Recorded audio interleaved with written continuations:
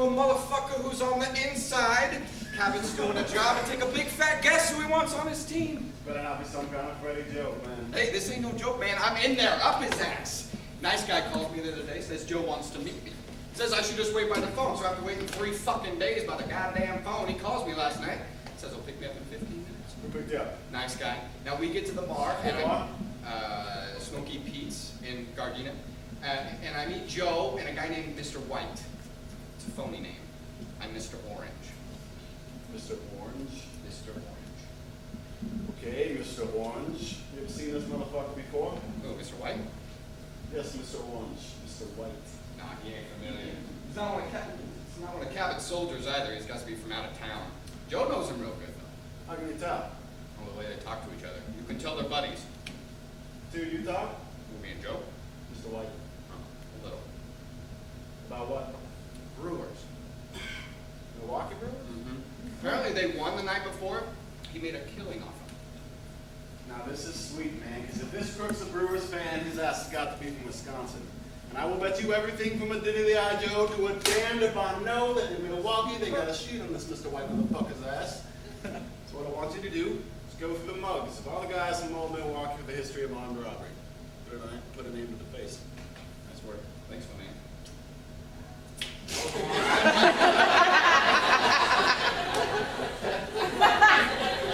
How was Long Beach Mike's referral? Perfecto. I wouldn't be inside if it wasn't for him. That's good, but Long Beach Mike's not your fucking amigo, man. Long Beach Mike is a scumbag. You get that low-life scumbag out of mind and take care of business, you hear? Gone.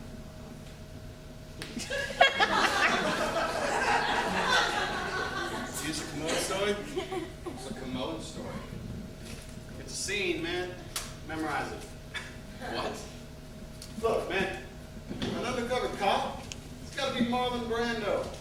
To do this job, you've got to be a great actor. You got to be naturalistic. You got to be naturalistic as hell, because if you ain't a great actor, you're a bad actor, and bad acting is bullshit in this job. Yeah. What is this? That's an amusing anecdote about a drug deal. What? Something funny that happened to you where you're doing a fucking job, man. What, am I supposed to memorize all this? There's over 4 fucking pages of this shit, man. Look, just think of it like a joke, all right? You memorize what's important, the rest you make your own. You can tell a joke, can't you? No. Pretend you're Don Rickles or some fucking buddy and tell a joke, all right? Now, the things you've got to remember are the details. It's the details that sell your story. Now, this particular story takes place in a men's room, so you've got to know all the details about the men's room. You've got to know if they got paper towels or a blower to dry your hands with. You gotta know if the stalls ain't got no doors or not, man. You gotta know if they got liquid soap or that shitty foamy stuff they used to use in high school. You remember that? You gotta know if they got hot water or not. If it stinks, if some nasty, low-life, scum-ridden motherfucker man sprayed diarrhea all over one of the bowls.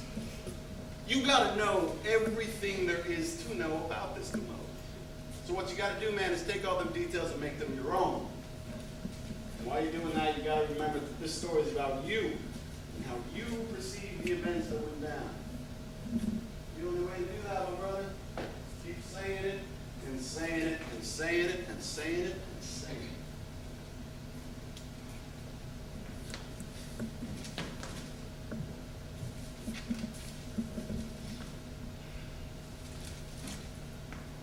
This was during the Los Angeles marijuana drought of 1992, and I still had a connection, which was insane because you couldn't get weed any fucking where. Anyways, I had this connection with this hippie chick up in Santa Cruz, and all my friends knew it. And they'd call me up and be like, "Hey, Freddie, hey man, you getting some? Well, then get some for me too." Like they knew I still smoked, but wanted me to get some for them. And it got to be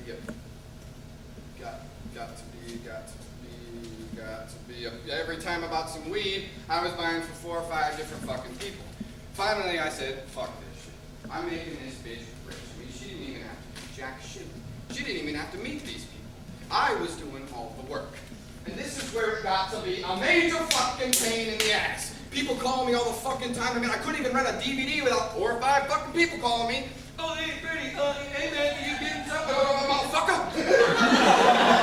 I am trying to watch Seinfeld, okay? You know, when I get some, I'll let potheads come by. I mean, they're my friends. Still, you know. Anyways, I got all my shit laid out in $60 bags, but they don't want $60 worth. They want $10 worth. And to break it up is a major fucking pain in the ass. Hell, I don't even know what $10 worth looks like. And this is a very weird situation. But nobody had any. I mean, people were living on resin, smoking the wood in their pipes for months. And this chick had a bunch, and she's begging me to sell it. So, I told her. I said, hey, I am not going to be Joe the pop man anymore. So that I would take a little bit and sell it to my close friends. She agreed to this. Said we use the same arrangement as before. 10% free pop for me as long as I helped her out that weekend. Now, she's got a brick of weed she's selling, but she doesn't want to go to the buy alone. And usually her brother goes with her, but he's in county unexpectedly. Before. Traffic tickets, got a warrant. They stopped him for something, found warrant time, took him to county. Anyways, now she's got all this weed, and she doesn't want to go alone, and I don't want to do this. I got a very bad fucking feeling about it, but she keeps asking me, and keeps asking me, and keeps asking me, and finally I said, okay, you know, I'm sick of hearing it. So, anyways, we're picking the guy up at the train station. Wait a minute. You go to the train station and pick up the buyer with the weed on you? Well, the guy needed it right away. Don't ask me why. Anyways, we were at the train station. I got the weed in one of those, you know, full carry-on bags, and I gotta take a piss. So I tell the connection, hey, I'll be right back. I gotta take a piss. And I walk into the men's room, and who is fucking standing there? 2 Los Angeles County sheriffs and a German shepherd. They're waiting for you? No, just a couple of cops hanging out in the men's room. Right when I stepped in, they all stopped what they were talking about and just looked at me. It's hard, man. It's a hard fucking situation. German shepherd starts barking. I mean, he's barking at me. It's obvious he's barking at me. Every nerve ending, all my senses, blood in my veins, everything is screaming, just get out of there, man. Just get the fuck out of there. Panic hits me like a bucket of water. Bam, right in the face. And I'm just standing there, drenched in panic. There's cops looking at me. And they know, man. They know. Sure as that fucking dog does. They can smell it on me. Look, shut up! So anyway, I got my gun drawn, right, and I got it pointed right at this guy. And I say, freeze, don't fucking move. All right, this little idiot's looking at me, nodding his head. I'm saying, yeah, I know. But meanwhile, his right hand is creeping towards the glove box. And so I scream at him, I say, asshole! I'm gonna fucking blow you away if you don't put your hands on the dashboard right now. All right? And this guy is still looking at me saying, I know, buddy. I know, but his hand is still going for the glove box. And so I said, buddy, I'm gonna shoot you in the face if you don't put your hands on the dashboard right now. And so his girlfriend, this really sexy Oriental bitch, right, starts screaming at him. She's saying, Chuck, what are you doing? This guy snaps out of it and calmly places his hands on the dashboard. What was he going? His fucking registration. You're kidding. No fucking citizen didn't know how close he came to getting his head blown off. Right? This.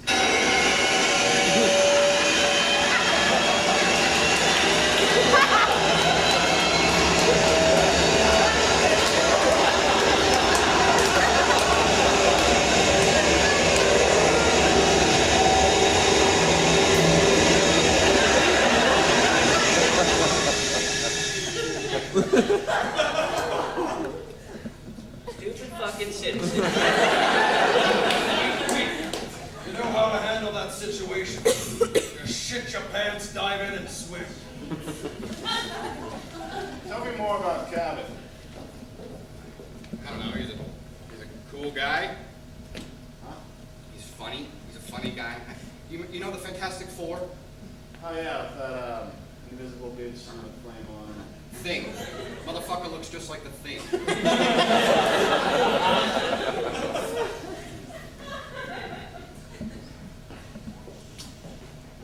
Yeah. I'll be right down.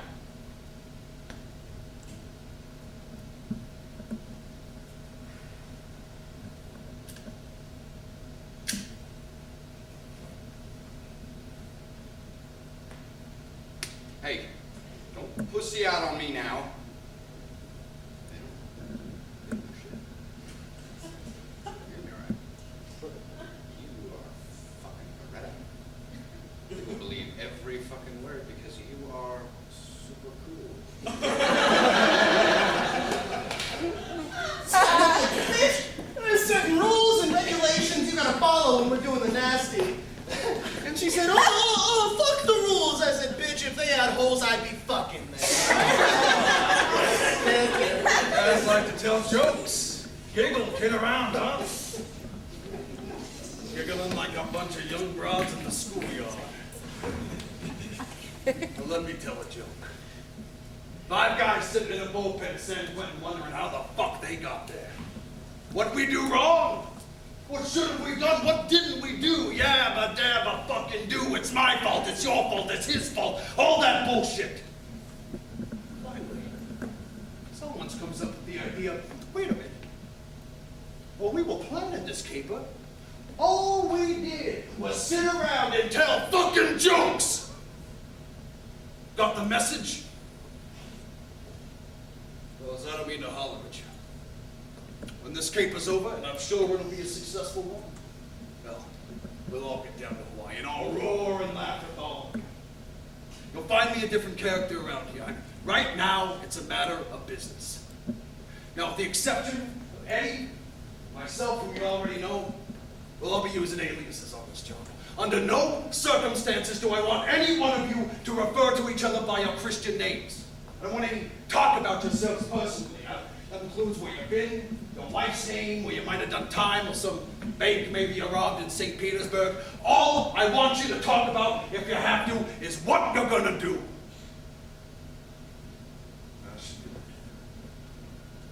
Here are your names. Mr. Blue, Mr. Blonde, Mr. Orange, Mr. White, Mr. Pink, Mr. Brown. Wait, why am I Mr. Pink? Because you're a faggot, all right? Why can't we just pick our own color? No way, no way. I tried it once, it doesn't work. You get 4 guys arguing over who's gonna be Mr. Black. Nobody knows each other, so nobody wants to back down. No way. I pick. You're Mr. Pink. Be thankful you're not Mr. Yellow. Yeah, but Mr. Brown, that's a little too close to Mr. Shit. Yeah, Mr. Pink is too close to Mr. Pussy. How about if I'm Mr. Purple? I'm alright with that. I'll be Mr. Purple. You're not Mr. Purple. Some guy in some of the job is Mr. Purple. You're Mr. Pink. Fuck cares what your name is. Yeah, that's easy for you to say. You have a cool sounding name. You're Mr. White. Hey, if it's no big deal to be Mr. Pink, you want to trade? Hey, nobody's trading with anybody right this in a goddamn fucking city council meeting, you know? Now listen up, Mr. Pink. There's 2 ways you can go on this job, all right? My way or the highway. Now what's it gonna be, Mr. Pink? Jesus Christ, fucking forget about it. Mr. Pink, let's move on. I'll move on when I feel like it. Everybody got the goddamn message? So goddamn man hollering at you guys I can hardly talk. Let's get to work.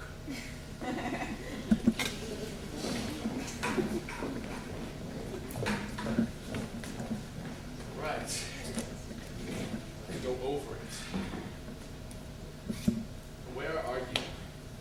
I guard the door. I don't let anybody go in or out. Mr. Brown? Mr. Brown's in the car. He's parked alone outside until I give him the signal and he pulls outside of the store.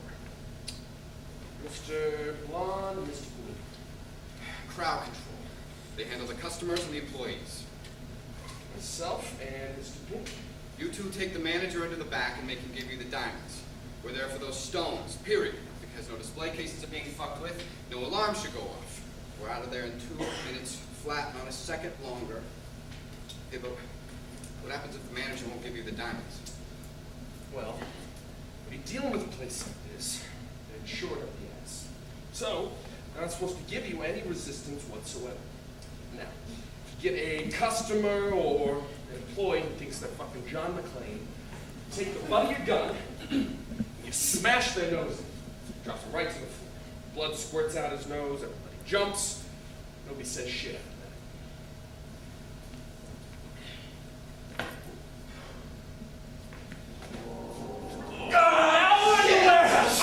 Upward, back there. You're not gonna find that kid, right? God, I'm so fucking scared, man.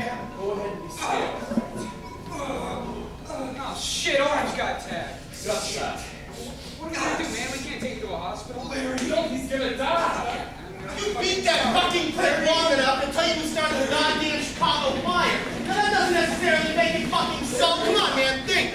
Still, you fuck.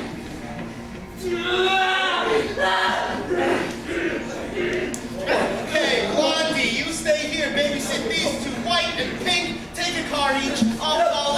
Grab the stones. All right, let's go. Hey, right over here, okay? There is no fucking This stone. is what he was doing. Bam! Bam! Bam! Yeah. Bam, bam, bam. Bam!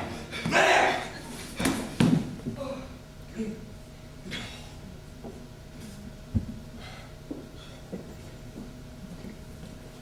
What the fuck happened? He slashed the cop's face, cut off his ear, and was gonna burn him alive. What? I can't hear you. I said, Blonde went crazy. He slashed the cop's face, cut off his ear, and was gonna burn him alive. This cop? You went crazy? Something like that? Better or worse? He was pulling a burn, man. He was gonna kill the cop and me. And when you guys came in, he was gonna blow you to hell and make off with the diamonds. What did I tell you? Sick piece of shit was a stone cold psycho. You could have asked the cop if you didn't just kill him. He's talked about what he was gonna do while he was slicing us up. I don't buy it. It doesn't make sense. It makes perfect fucking sense to me.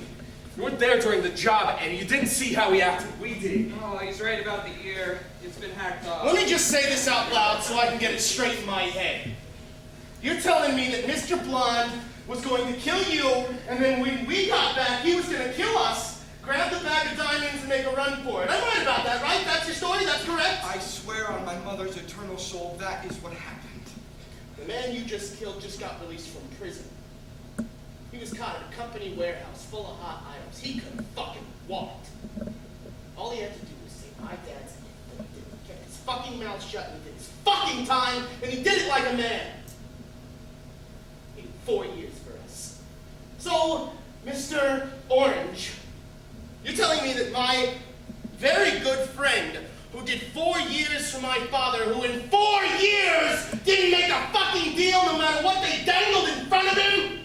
You're telling me that now that this man is free, and we're making good on our commitment to him, that he's just gonna fucking decide out of the fucking blue to rip us off?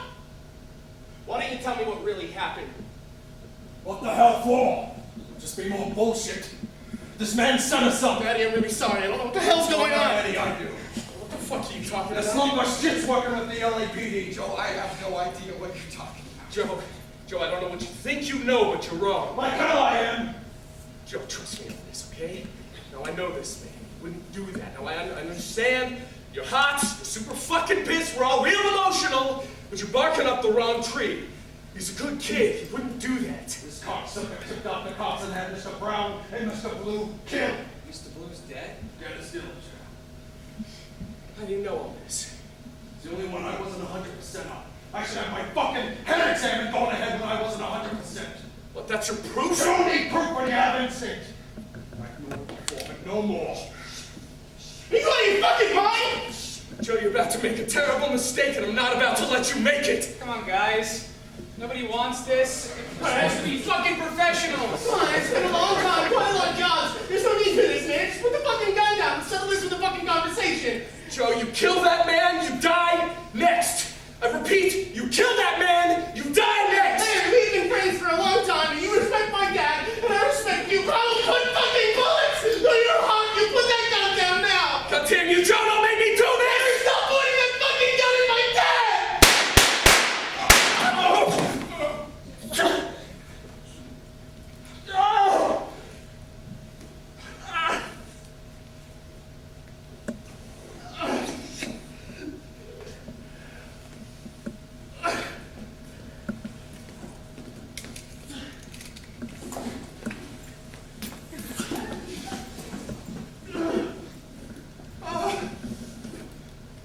I'm sorry, kid. Oh, looks like we're gonna do a little time.